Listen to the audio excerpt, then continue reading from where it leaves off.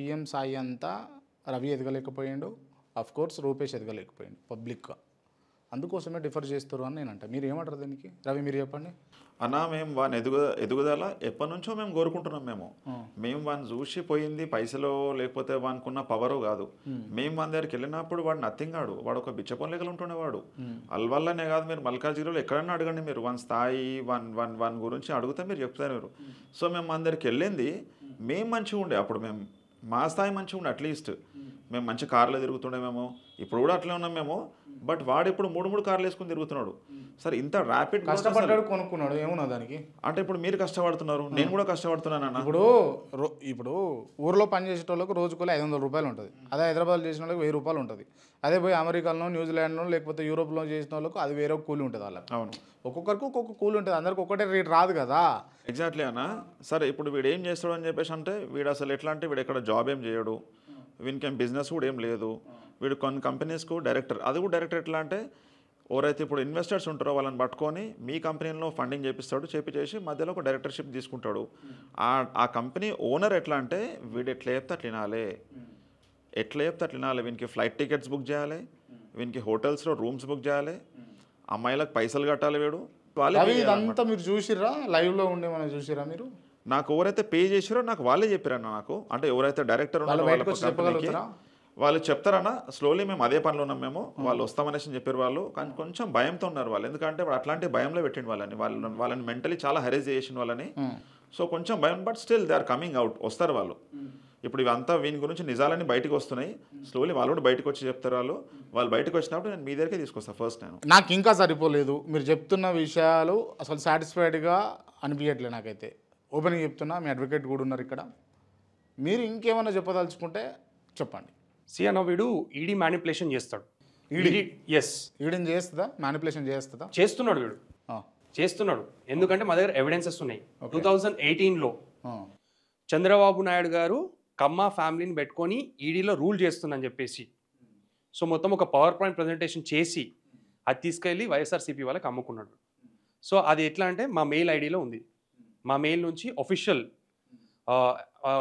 MOS ministry of home affairs వాళ్ళకి పంపించి అక్కడ నుంచి ఇదంతా మీడియేషన్ చేయడం జరిగింది. దానిలో మీకు మొత్తం పవర్ పాయింట్ ప్రజెంటేషన్ ఇస్తానన్నా, దానిలో మీకు డీటెయిల్గా. దాంట్లో పిఎం సాయి ఉంటాడా? ఎస్, అది మొత్తం లేదు, దాన్ని ఉండడు, ఏడ ఫ్రంట్ ఎండ్ కనిపించాడు మీకు. అది మొత్తం ప్రజెంటేషన్ చేసి చంద్రబాబు దాంట్లో ఆధారం ఏంది? ఎందుకంటే వాని పేరు ఉంది కాబట్టి, వాడే చేసిండు, వాని పేరు త్రూవే కంప్లైంట్ పంపించింది కాబట్టి MOSకి, మినిస్ట్రీ ఆఫ్ హోమ్ అఫేర్స్కి. ఓకే.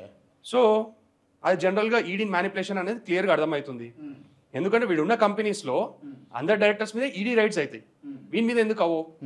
ముగ్గురు డైరెక్టర్స్ ఉంటే ఇప్పుడు ప్రవీణ్ గోరకవి ఉన్నాడు, ప్రవీణ్ గోరకవి మీద అయింది.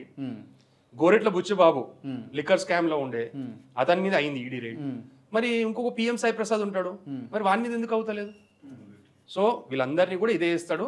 సేమ్ ఇదే విధంగా పొంగులేటి హర్ష గారు, పొంగులేటి శ్రీనివాస్ రెడ్డి గారు. పొంగులేటి హర్షకు పిఎం సాయికి ఏం సంబంధం? ఇట్లానే ర్యాండమ్ గా పిఎం సాయి ప్రసాద్కి ఎట్లా అంటే ఎవరినైనా సరే పోయి కలవడం అనేది ఈ నెట్వర్క్ బిల్డ్ చేసుకోవడం వల్ల. అంతే అఫ్ కోర్స్.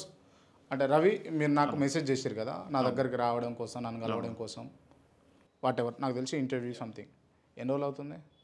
1 వీక్ అవుతుంది. 1 వీక్ అవుతుంది. 1 వీక్ నుంచి మనం ఇవాళ కూర్చున్నాం, ఇవాళ కలుసుకున్నాం. అవును. సో అంటే నేను హైదరాబాద్లో ఉంటా, నన్ను కలవడానికి మీకు ఇంత టైం పట్టింది. పొంగులేటి శ్రీనివాస్ కొడుకు ఆల్రెడీ వెల్ ఆఫ్ ఉన్నాడు ఆయన, మీరు ఏమీ గతి లేదు పిఎం సాయికి అని చెప్పేసి మీరు అంటున్నారు. ఆయన అంత ఈజీగా యాక్సెస్ ఎట్లా ఉంటుంది ఒక కంపెనీలో డైరెక్టర్గా ఎట్లా ఉంటుంది? ఆబ్వియస్లీ అన్న వాళ్ళ క్లోజ్ ఫ్రెండ్ని ఫస్ట్ మ్యానిపులేట్ చేస్తాడు, క్లోజ్ ఫ్రెండ్ని ఓకే మ్యానిపులేట్ చేస్తాడు.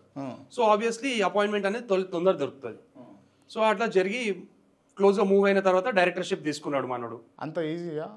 ఇప్పుడు మీకు కూడా కంపెనీస్ ఉన్నాయి, నాకు డైరెక్టర్షిప్ ఇవ్వండి అని అంటే ఇస్తారా మీరు? లేదు, ఫస్ట్ నమ్మిస్తాడు కదా, అదే mister PM Sai Prasad speciality, నమ్మియడము, చీట్ చేయడం. సో దీనికే చెప్తున్నాను అన్న, అందుకనే దాన్ని నమ్మి డైరెక్టర్షిప్ తీసుకున్నాడు. పొంగులేటి హర్ష మీద ఈడీ రేట్స్ అయినాయి, కస్టమ్స్ వాళ్ళు ఆపినారు, అవంతా ఇన్ఫర్మేషన్ బయటికి వచ్చేది ఎట్లా అంటే మిస్టర్ పిఎం సాయి ప్రసాదే రీజన్ అని చెప్పేసి నేను అనుకుంటున్నాను. మళ్ళీ పిఎం సాయి ప్రసాద్కి ఇదేంలో జరగదు, వీడే కంపెనీస్లో ఉంటాడు, అందరి మీద ఈడీ రైట్స్ జరుగుతాయి, దీని మీద జరగవు. సో ఇట్లా ఈ సంస్థ నడిపిస్తుంటాడు. మీరేం చెప్తారు రవి అన్న? ఇప్పుడు వీడు జనరలీ BJYM నేషనల్ ట్రెజరర్ అయిన తర్వాత దాన్ని ఒక యాక్సెస్ పాయింట్ లాగా యూజ్ చేసుకొని వీడు పెద్ద పెద్ద సెలబ్రిటీస్ని కలవడం జరిగిండు. జనరలీ బీజేపీలో ఎట్లుంటుందంటనా ఈ పెద్ద పెద్ద వాళ్ళని కలిసేసి వాళ్ళకు బీజేపీ పార్టీ డెవలప్మెంట్స్ గురించి కొన్ని చెప్పాల్సి వస్తుంది. వీళ్ళ రెస్పాన్సిబిలిటీ అది.